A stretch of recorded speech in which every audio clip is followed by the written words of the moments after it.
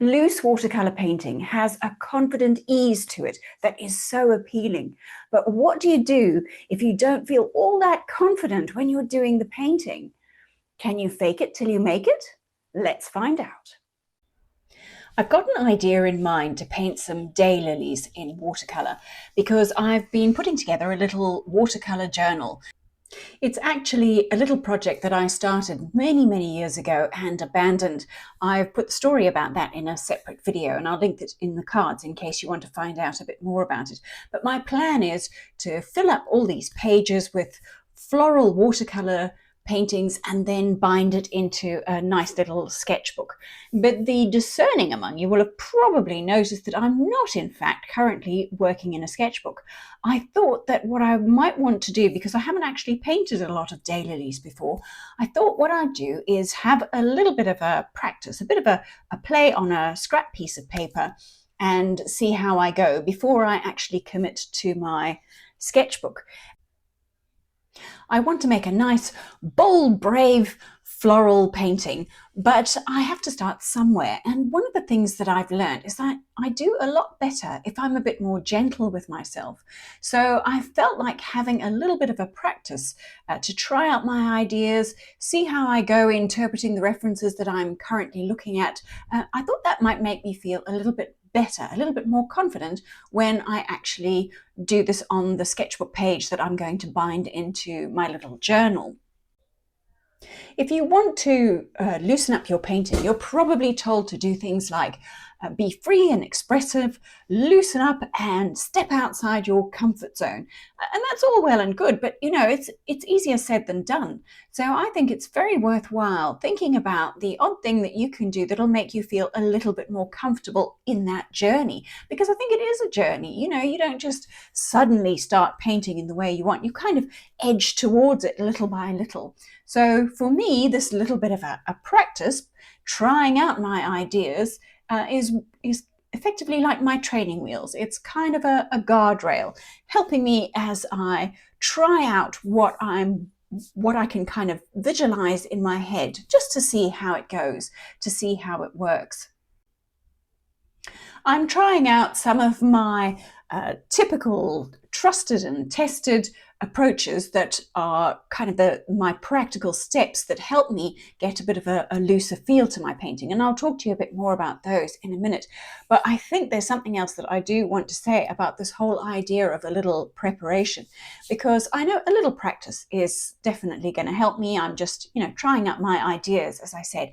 But I do know that it's also something of a dangerous ground to be on, because I think you can get stuck in this kind of preparation mode where if you're doing a practice first, what you're kind of saying to yourself is that you want to be good enough to work in the sketchbook.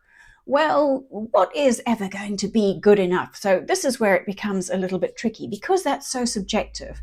And we're so critical of ourselves typically, it can be rather hard to put the scrap piece of paper aside and then do the real thing. So like everything, there's a bit of a balance here.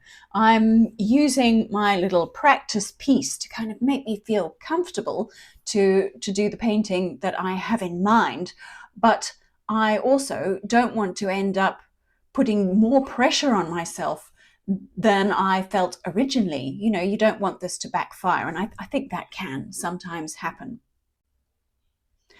My little practice piece here is making me feel a little bit more confident about capturing the big shape of these lovely, generous petals. And I've been rather enjoying just kind of adding to the image as I go along, deciding whether to put in extra leaves and start putting in part of a jug.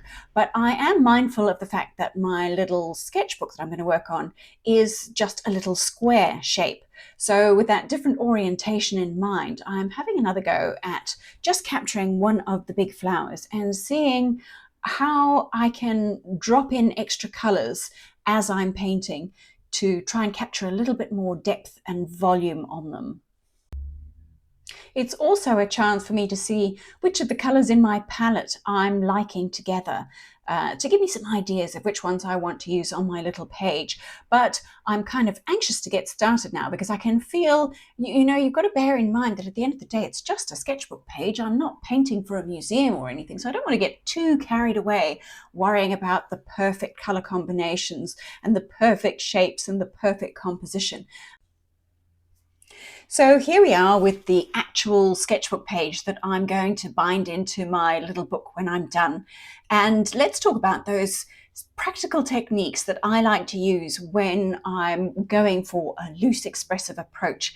And the first thing that you might see there is to avoid the sketching to start with. And that can seem an awfully brave thing to do.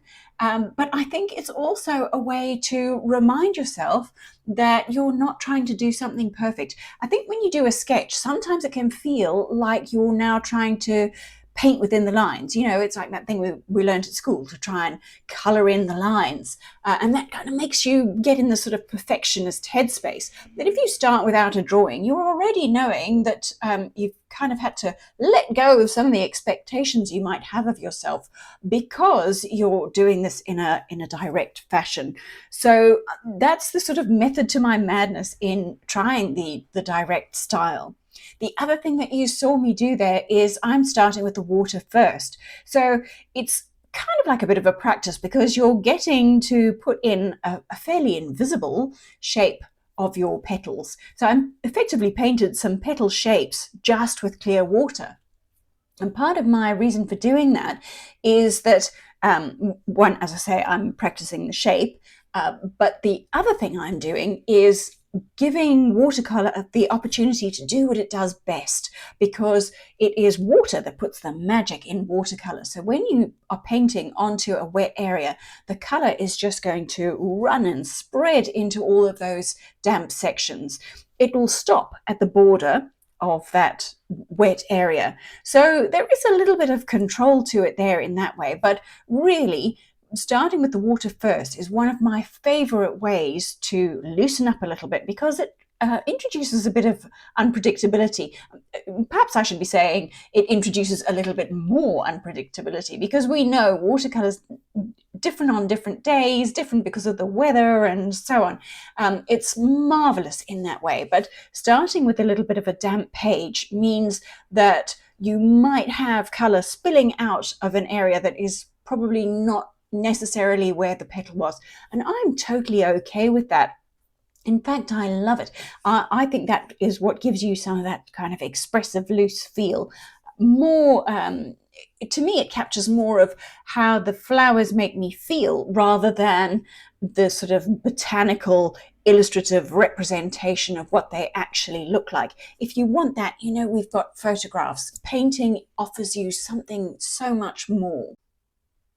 I found I was really quite enjoying painting this little daylily. I think that my practice approach really did help me feel a little bit more confident. I had a much better idea of what to expect, which colours I was liking, how my approach of putting down the wet shapes first was working, how to arrange the flowers in my little square, because the orientation is obviously slightly different. When I was working on that big piece of paper, I just had free rein to just add shapes wherever I wanted.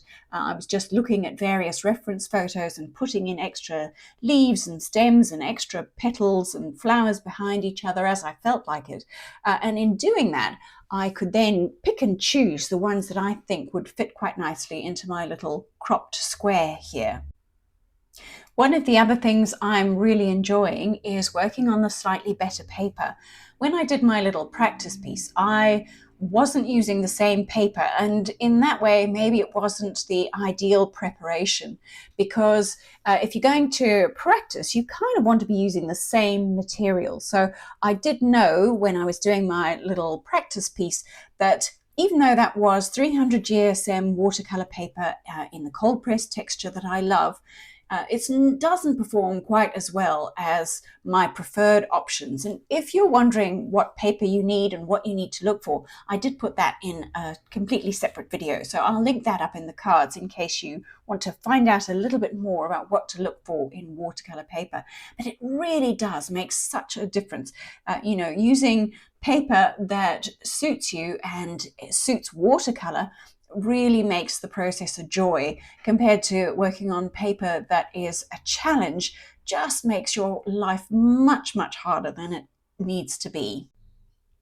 I've popped the video about the paper up on the screen, so you can watch that one next. And I've also popped up another video all about practical tips you can use in your next loose watercolor painting.